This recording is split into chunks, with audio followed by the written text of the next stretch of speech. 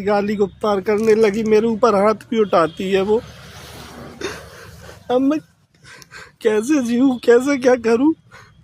इस सब से मजबूर होकर के मम्मी मुझे माफ़ कर देना, दीदी मुझे माफ़ कर देना, इस सब से मजबूर होकर के मैं आज घर छोड़ करके, परिवार छोड़ करके, अपने रिश्तेदार छोड़ करके, अपने दोस्त छोड़ करके, अपना शहर छोड़ करके, अपनी नौकरी छोड़ करके सबसे दूर जा रहा हूँ।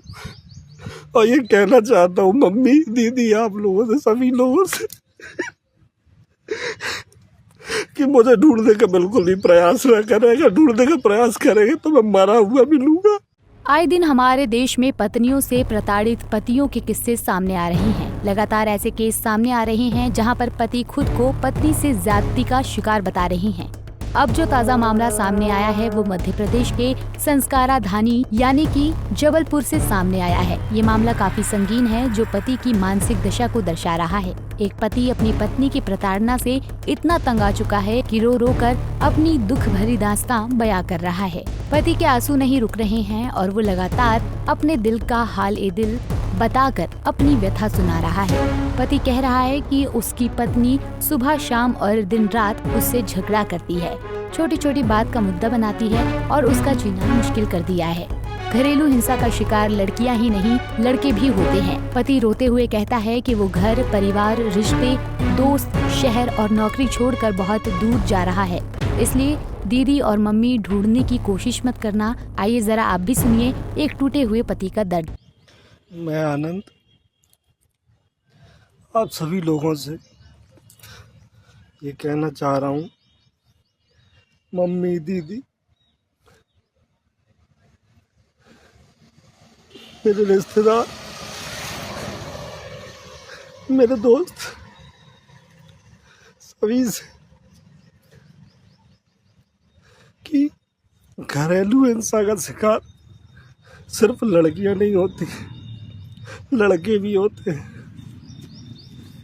मेरी वाइफ निभा, जिसे मैं बहुत चाहता हूँ, बहुत प्यार करता हूँ, उसके हिस्से की हर खुशियाँ मैंने उसे दी और हर खुशियाँ उसे देना चाहिए, मगर वो छोटे छोटे सी बातों पर, बेवजह की बातों पर सुबह शाम रात हमेशा बस लड़ाई करती रहती है, झगड़ती रहती है। कितना भी समझा लो, कुछ भी कर लूँ, नहीं मानती है। अब किसी बात के लिए पीछे अगर पड़ जाती है तो ना चाहते हुए मुझे भी गुस्सा आ जाता है। गुस्सा आ जाता तो मैं भी उसे कुछ बोल देता हूँ, दो शब्द बोल देता हूँ, गाली गुफ्तार कर देता हूँ, तो बदले में उसके बाद भी वो शांत नहीं होती है।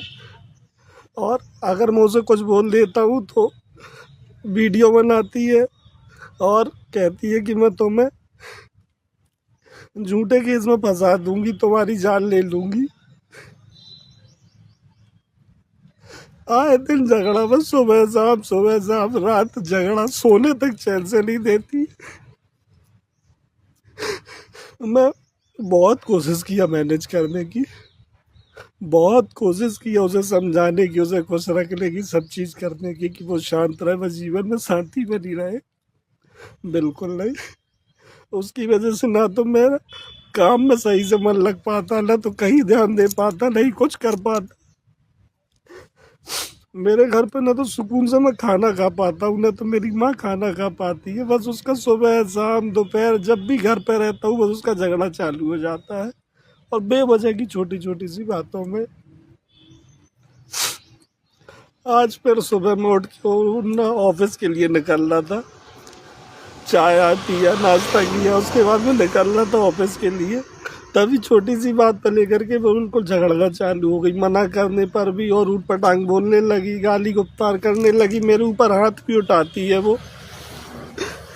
अब मैं कैसे जीऊँ, कैसे क्या करूँ? इस सब से मजबूर हो करके मम्मी मुझे माफ़ कर देना, दीदी मुझे माफ़ कर देना। और मेरे ससुराल वालों से भी निवेदन है, मेरे ससुर जी से, कि वो प्लीज अपनी बेटी को कोई इलाज कराओ, समझाओ। मेरे घर वालों को चैन से जीने दो। इस सबसे मजबूर हो करके मैं आज घर छोड़ करके, परिवार छोड़ करके, अपने रिश्तेदार छोड़ करके, अपने दोस्त छोड़ करके, अपना शहर छोड़ करके, अपनी नौकरी छोड़ करके सबसे दूर जा रहा हूँ। और ये कहना चाहता हूँ मम्मी, दीदी, आप लोगों से, सभी लोगों से कि मुझे ढूंढने का बिल्कुल ही प्रयास न करेगा। ढूंढने का प्रयास करेंगे तो मैं मरा हुआ मिलूंगा।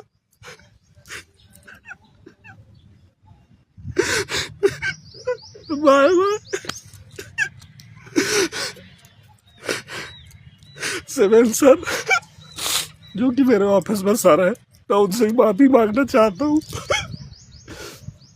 कि मैं उनकी बात नहीं मान पाया।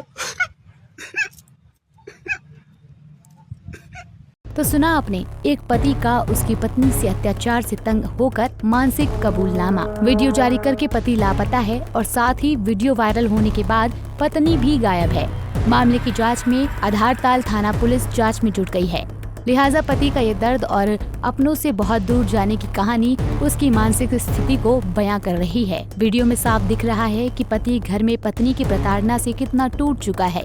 लिहाजा पुलिस मामले की जांच कर रही है कि आखिर माजरा है क्या, क्यों एक पति को अपना दर्द इस तरह से बयान करना पड़ा।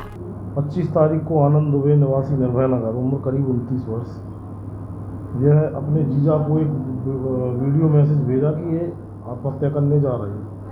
इनके जीजा यहाँ थाने में उपस्थित आए। इनके द्वारा बताया गया कि इनका साला जो है सब वीडियो भेज के चला गया, जिसको सूचना को फ्लैश किया गया, मोबाइल को सर्विलांस पर लगाया गया, पर जानकारी नहीं मिली।